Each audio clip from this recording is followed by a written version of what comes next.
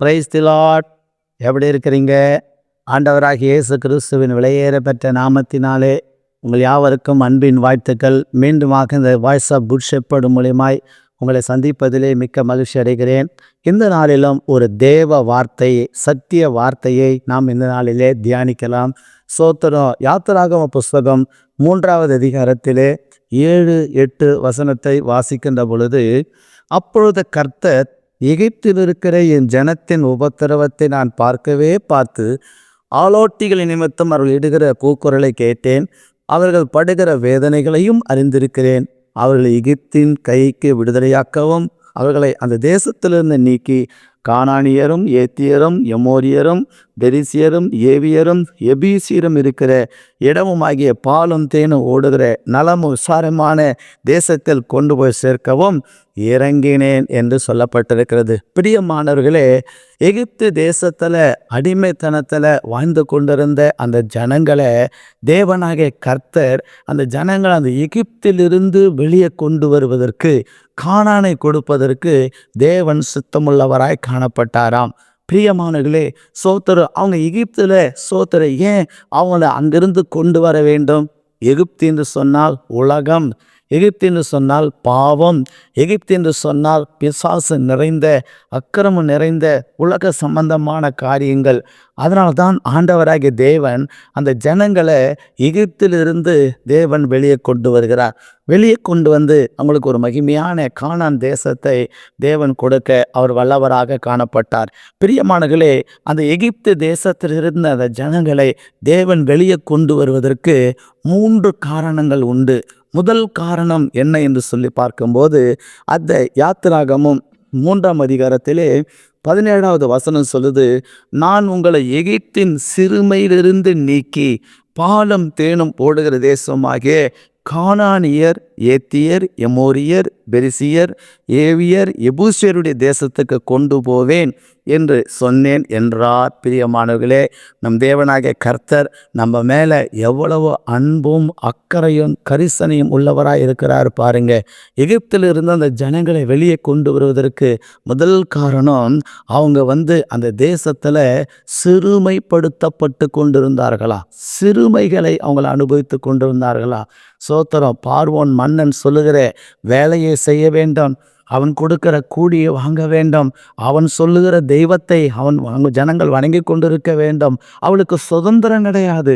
சிறுமை, பலவிதமான சிறுமையை அந்த ஜனங்கள் அனுபவித்து கொண்டிருந்தார்கள். அதைத்தான் வேதமே சொல்லுகிறது, அவள் சிறுமைப்பட்டிருந்த அந்த தேசத்திலிருந்து நான் அவளை வெளியே கொண்டு வந்தேன் என்று சொல்லுகிறார். பிரியமானவர்களே, இயேசு கிறிஸ்து கூட நீங்க உலகத்துல சிறுமைப்படுத்தப்பட்டு கொண்டு இருக்கிறீங்களா?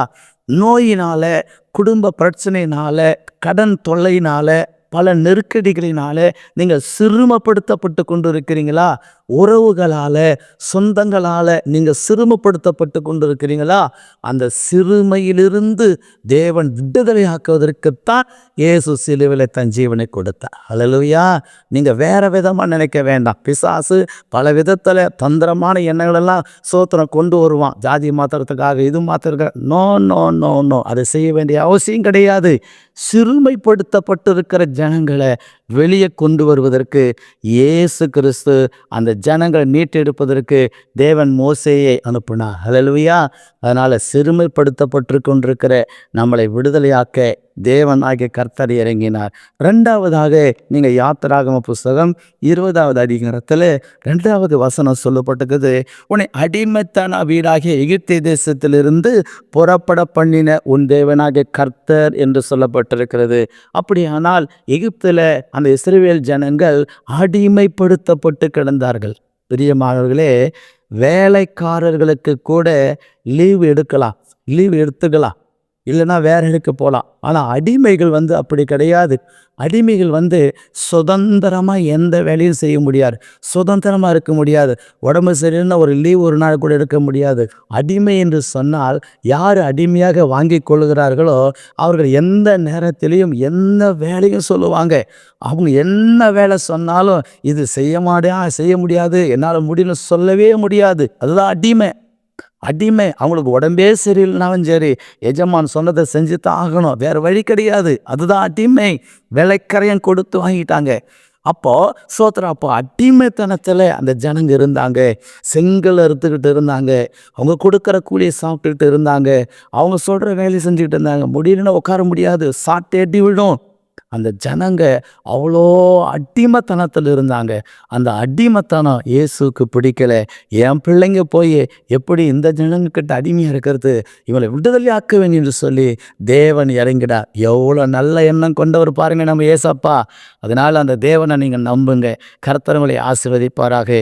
சிறுமைப்பட்டு கொண்டிருந்த ஜனங்களை விடுதலையாக்க தேவன் இறங்கினார். ரெண்டாவது, அடிமைப்பட்டு இருக்கிற ஜனங்களை விடுதலையாக்க இயேசு கிறிஸ்து இறங்கினார். மூன்றாவது சொல்லப்பட்டிருக்கிறது எரேமியா தீர்க்கதரிசன புஸ்தகம் 11ஆம் அதிகாரத்தில் 4வது வசனத்தை வாசிக்கும்போது, நான் உங்கள் பிதாக்களை இருப்பு கால்வாயாகிய எகிப்திலிருந்து புறப்பட பண்ணின நாளிலே என்று சொல்லப்பட்டிருக்கிறது. பிரியமானங்களே, மூன்றாவது, இரும்பை உருக்குவது போல அந்த எகிப்தில் இருக்கிற ஜனங்க இஸ்ரவேல் ஜனங்களை உருக்குனாங்களாம். இரும்பை உருக்குறது போல. இரும்பை எப்படி உருக்க முடியும்? ஒரு நல்ல எரிகிற அந்த அக்கினிக்குள்ளே அதை தூக்கி போட்டால் தான் அது உருகும். அப்படியானால் இரும்பை உருக்குறது போல இந்த ஜனங்களை, இஸ்ரவேல் ஜனங்களை, தேவ ஜனங்களை, தேவனுக்காக வேறு பிரிக்கப்பட்ட ஜனங்களை, தேவனை தொழுது கொள்ளுகிற ஜனங்களை அப்படி உருக்குலைக்கும்படி அப்படி அவங்கள உருக்கினாங்க. இந்த உருக்குதலை தேவன் பார்த்தாரு. அவர் தகப்பன் அல்லவா, நம்ம எல்லாருக்கும் அவர் தகப்பனாக இருக்கிறார் அல்லவா.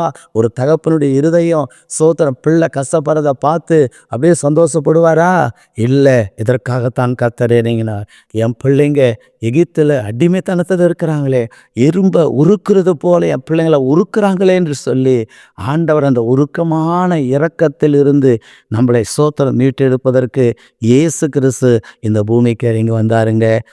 அதனால தான் எகிப்திலிருந்து இஸ்ரவேல் ஜனங்களை கர்த்தர் புறப்பட பண்ணினார். எகிப்தில் இனி இருக்கக்கூடாதுன்னு சொன்னா 3 காரியம் சொன்னேன். முதலாவது, அது சிறுமைப்படுத்தப்படுகிற தேசம். ரெண்டாவது, அது ஒரு அடிமைத்தனமான தேசம். மூணாவது, இரும்பை உருக்குறது போல உருக்கிற குணம் கொண்டவர்களுடைய கடின குணம் கொண்டவங்க. இதனால தான் வெளியே கொண்டு வருவதற்கு இயேசு இறங்கினா. நீங்களும் இப்படிப்பட்ட நிலையில் இருக்கிறீங்களா? இயேசு கிறிஸ்து உங்களை விடுதலையாக்குவார். இன்னைக்கு இயேசு மனசார நம்புங்க, ஏற்றுக்கொள்ளுங்க, அவர் வழியில் போங்க. உங்களுக்கு இந்த பிரச்சனை இருந்து இயேசு விடுதலையாக்குவார். உங்களுக்கு ஜெபிக்கிறேன். நல்ல பிதாவே, நன்றி செலுத்துகிறோம். இந்த நாளிலும் எகிப்திலிருந்து இஸ்ரவேல் ஜனங்களை அங்கேருந்து புறப்பட பண்ணினதற்கு 3 காரணம் என்று சொல்லி நாங்கள் பார்த்தோம் ஐயா. அப்படியாக இப்படிப்பட்ட சிறுமையில் இருக்கிற ஜனங்க, அடிமைத்தனத்தில் இருக்கிற ஜனங்க, பல விதத்தில் பாடுகளை அனுபவித்து கொண்டு இருக்கிற ஜனங்களுக்கு கர்த்தர் இறங்கி அந்த குடும்பத்தை ரட்சிங்க, ஆசீர்வதிங்க. இயேசுவின் நாமத்தில் பிதாவே, ஆமேன், ஆமேன், ஆமேன். God bless you. கர்த்தர் உங்களை ஆசீர்வதிப்பாராக. ஆமேன்.